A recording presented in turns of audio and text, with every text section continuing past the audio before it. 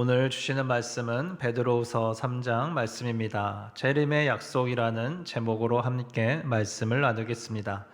바이블 타임 2페이지 본문 요약을 함께 보겠습니다. 베드로후서 3장은 주의 날이 도둑같이 임할 것을 경고하며 하나님의 약속은 더딘 것이 아니라 오래 참으심임을 강조한다. 믿는 자들은 거룩함과 경건함으로 새하늘과 새 땅을 바라보며 흔들림 없이 믿음을 지켜야 한다고 권면한다. 베드로는 베드로후서 1장에서 재림의 확실성에 대하여 언급했고 2장에서는 재림에 대하여 혼란을 일으키는 거짓 교사들이 일어날 것을 조심하라고 경고했습니다. 오늘 본문 3장 1절과 2절 말씀을 함께 보겠습니다. 사랑하는 여러분, 나는 여러분에게 이 두 번째 편지를 쓰고 있습니다.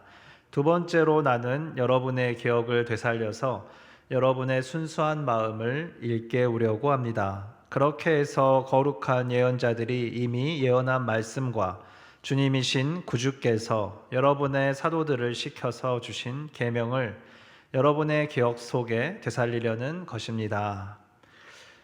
베드로는 서신 작성의 이유가 순수한 마음을 일깨우려 하는 것이다 이렇게 강조합니다. 기억을 되살린다는 것은 무엇을 의미할까요? 2절에서 언급된 것과 같이 거룩한 예언자들이 이미 예언한 말씀 그리고 주님이신 구주께서 사도들을 시켜서 주신 계명을 기억 속에서 되살린다고 합니다.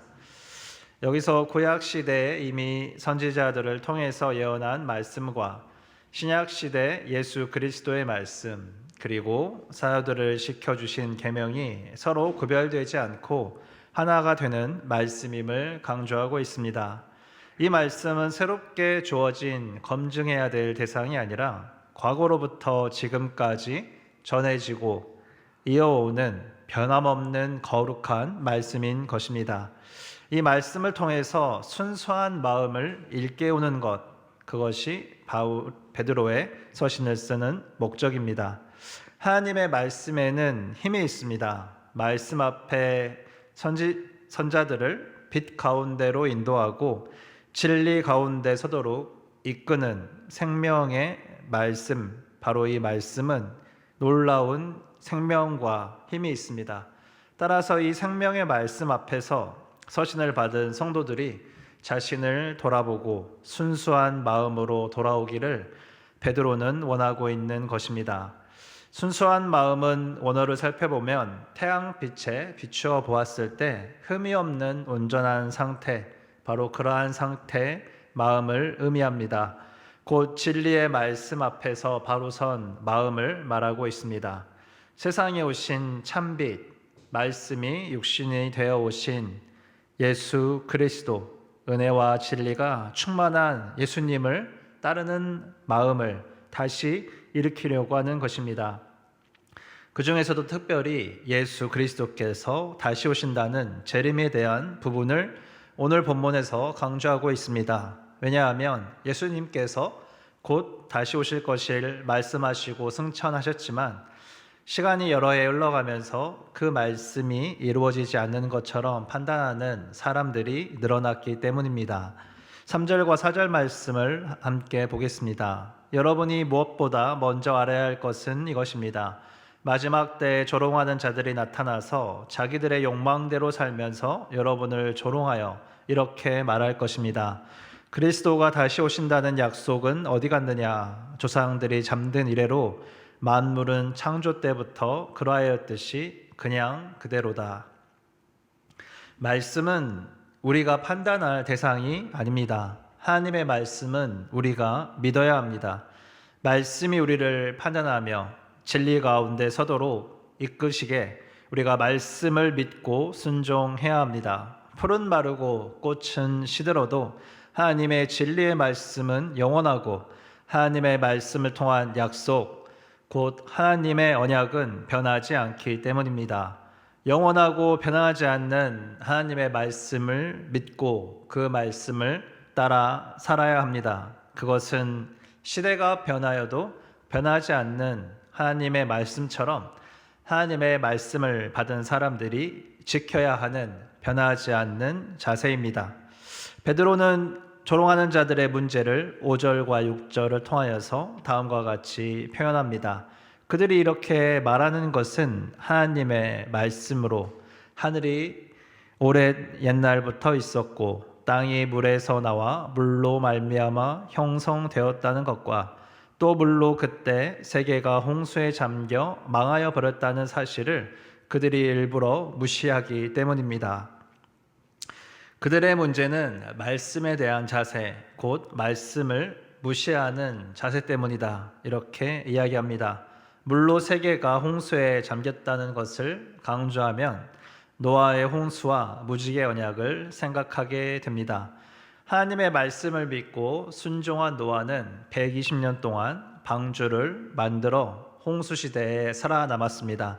그러나 노아가 방주를 만들던 그 시기까지 세상에 한 번도 비가 내리지 않았기 때문에 눈에 보이는 세상의 모습과 정상적으로 이성적으로 생각하는 사람들은 하나님의 말씀을 무시하며 노아를 조롱했던 사람들입니다. 이 사람들의 결국은 다 멸망하였습니다.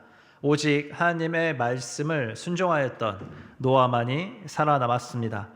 그리고 홍수 이후에 하나님께서는 무지개를 언약의 표로 보여주시면서 다시는 땅을 파멸시키는 홍수가 일어나지 않을 것을 약속하셨습니다. 물이 아니면 이제는 무엇일까요? 이제는 물이 아닌 불에 대하여 성경은 말합니다. 소돔과 고모라는 요한과 불로 멸망하여 마지막 심판의 모습을 상징적으로 보여주는 예가 되었습니다. 또한 예수님께서는 산상수훈에서 자기 형제나 자매에게 바보라고 말하는 사람은 지옥불 속에 던져질 것을 말씀하셨으며 마태복음 13장에서 가라지 비유를 통하여 가라지들을 뽑아서 단으로 묶어서 불태워버린다고 말씀하셨습니다. 바울은 고린도전서 3장 11절부터 13절에서 다음과 같이 말하고 있습니다. 아무도 이미 놓은 기초이신 예수 그리스도 밖에 또 다른 기초를 놓을 수 없습니다. 누가 이 기초 위에 금이나 은이나 보석이나 나무나 풀이나 짚으로 집을 지으면 그에 따라 각 사람의 업적이 드러날 것입니다. 그날이 그것을 환히 보여줄 것입니다. 그것은 불에 드러날 것이기 때문입니다. 불이 각 사람의 업적이 어떠한 것인가를 검증하여 줄 것입니다. 말씀처럼 마지막 때 불 가운데 모든 것이 드러나게 될 것입니다. 이때는 언제입니까? 예수님께서는 이 노아의 홍수를 통해서 인자가 큰 권능과 영광에 쌓여 하늘 구름을 타고 오는 것을 보게 되는 때도 노아의 홍수의 때와 같이 아무도 모른다라고 그렇게 말씀하셨습니다. 마태복음 24장 36절부터 39절 말씀을 함께 보겠습니다. 그러나 그날과 그 시각은 아무도 모른다. 하늘의 천사들도 모르고 아들도 모르고 오직 아버지만이 아신다. 노아의 때와 같이 이 인자가 올 때도 그러할 것이다. 홍수 이전 시대에 노아가 방주에 들어가는 날까지 사람들은 먹고 마시고 장가가고 시집가며 지냈다. 홍수가 나서 그들을 모두 휩쓸어 가기까지 그들은 아무것도 알지 못하였다. 인자가 올 때에도 그러할 것이다. 42절과 43절 말씀도 보겠습니다. 그러므로 깨어있으라. 너희는 너희 주님께서 어느 날에 오실지를 알지 못하기 때문이다. 이것을 명심하여라. 집 주인이 도둑이 밤 몇 시에 올지 알고 있으면 그는 깨어있어서 도둑이 집을 뚫고 들어오도록 내버려 두지 않았을 것이다. 예수님께서는 때는 아무도 모르니 깨어있으므로 주님 다시 오심을 준비하여라 라는 이 자세에 대해서 예수님께서 말씀하고 계십니다. 베드로는 이 말씀을 바탕으로 그의 논지를 전개합니다. 7절부터 12절 말씀을 통하여서 지금 있는 하늘과 땅도 동일한 하나님의 말씀으로 보존이 되고 결국 불살라 녹아버리게 될 것과 경건하지 못한 자들이 심판을 받을 것을 말하고 있습니다. 이 시기를 주의 날이 도둑같이 올 것이라고 말합니다. 예수님께서 깨어있으라 그렇게 가르치신 것을 베드로는 기억하였고 베드로는 이제 거룩한 행실과 경건한 삶 속에서 하나님의 날이 오기를 기다리고 있습니다. 어떠한 자세로 주님이 다시 오시기를 기다려야 되는지 그날을 앞당기도록 이제 노력해야 된다라고 성도들을 권면하고 있습니다. 왜냐하면 이처럼 재림이 늦어지는 이유가 바로 사람들이 심판을 받아 멸망하는 것보다 구원을 받게 하는 것이 하나님의 뜻이며, 하나님께서는 사랑으로 많은 사람들이 구원을 받도록 기다리고 인내하고 계시기 때문이다. 이렇게 성경은 말합니다. 3장 15절 상반절입니다. 그리고 우리 주님의 오래 참으심이 구원을 위한 것이라고 생각하십시오.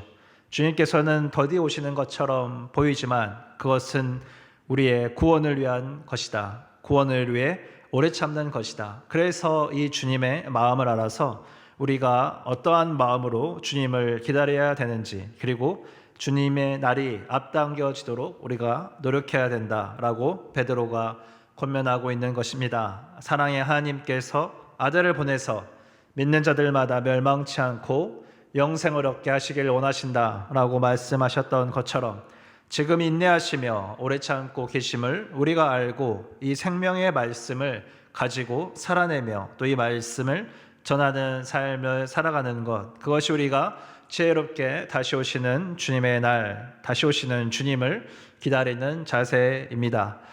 그렇다면 그날을 앞당긴다는 것은 무엇을 의미합니까?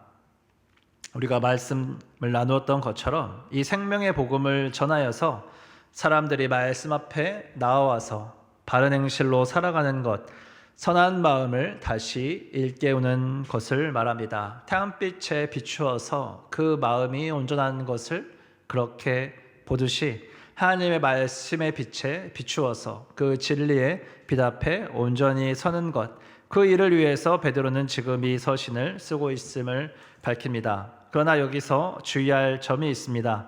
심판의 메시지에 함께 두려워하는 자들이 되어서는 안 된다는 것입니다. 많은 사람들이 여러 종말의 메시지에 심판을 받을 것을 두려워하면서 심판받아 멸망할 자들처럼 두려워하는 잘못된 행동을 할 때가 많습니다. 그러나 우리가 두려워할 필요가 없습니다. 13절과 14절 말씀을 함께 보겠습니다. 그러나 우리는 주님의 약속을 따라 정의가 깃들어 있는 새하늘과 새 땅을 기다리고 있습니다. 사랑하는 여러분, 여러분이 이것을 기다리고 있으니 티도 없고 흠도 없는 사람으로 아무 탈이 없이 하나님 앞에 나타날 수 있도록 힘쓰십시오. 우리는 멸망할 사람들이 아니라 예수 그리스도의 십자가의 죽으심과 부활을 믿는 믿음으로 구원을 받는 은혜를 받은 자들입니다. 예수 그리스도의 죽으심을 헛되게 하는 어리석은 행위를 하지 말고 말씀 위에 굳게 서서 티도 없고 흠도 없는 사람으로 아무 탈 없이 하나님 앞에 나타날 수 있도록 그렇게 바로 서야 됩니다. 끝으로 베드로는 바울을 형제라고 부르며 바울이 주장하는 것처럼 거짓 교사들, 곧 조롱하는 자들이 성경을 잘못 해석하는 자들이며 베드로와 바울은 함께 진리의 말씀을 선포하고 있음을 밝힙니다. 이를 통해서 바울의 서도권을 변호해주며 하나님의 말씀을 듣는 유대인과 이방인들, 이 모든 사람들에게 하나님의 말씀이 온전히 전해지고 이 모든 영역들에서 각자의 자리에서 섬기는 사도권들이 다시 굳건하게 세워질 수 있도록 그렇게 말하고 있는 것입니다. 마지막 17절과 18절 말씀, 곧 주님의 다시 오심을 지금 기다리고 있는 우리에게도 허락된 이 권면의 인사말로 오늘 말씀을 마무리하고자 합니다. 함께 17절과 18절 말씀을 보겠습니다. 그러므로 사랑하는 여러분, 여러분은 이 사실을 미리 알고 불의한 자들의 유혹에 휩쓸려서 자기의 확신을 잃는 일이 없도록 주의하십시오. 우리의 주님이시며 구주이신 그리스도 예수에 대한 지식과 그의 은혜 안에서 자라십시오. 이제 영원한 날까지도 영광이 주님께 있기를 빕니다. 아멘. 우리가 이 말씀을 바탕으로 다시 오시는 주님을 즐거운 마음으로 기다리며 하나님 말씀 앞에 바로 서는 자들로, 주님의 날을 앞당기기 위해 애쓰는 자들로 그렇게 말씀과 성령 충만으로 이 땅을 또 살아가는 하루 되기를 원합니다. 함께 기도하시겠습니다. 사랑이 풍성하신 아버지 하나님 감사합니다. 우리를 사랑하사 이 땅에 육신으로 오셨고 또 주님 이제 다시 오실 우리 주 예수 그리스도를 인하여 감사합니다. 우리가 어떠한 자세로 이 주님의 다시 오심을 기다려야 되는지, 하나님, 주님께서 많은 영혼들이 구원받기를 인내하고 계시는 주님, 그 마음을 또한 우리에게 알려주시며 우리가 어떠한 노력을 해야 되는지 주님 말씀해 주셔서 감사합니다. 하나님의 말씀이 우리의 마음을 비추어서 주님 그 진리에 비답해 바로 서는 우리들 될 수 있도록 은혜 허락하여 주시고, 주님 앞에 다시 설 때 하나님 흠없이 티 없이 예수 그리스도의 보혈로 깨끗하게 주님 씻긴 자들 될 수 있게 은혜 허락하여 주시옵소서.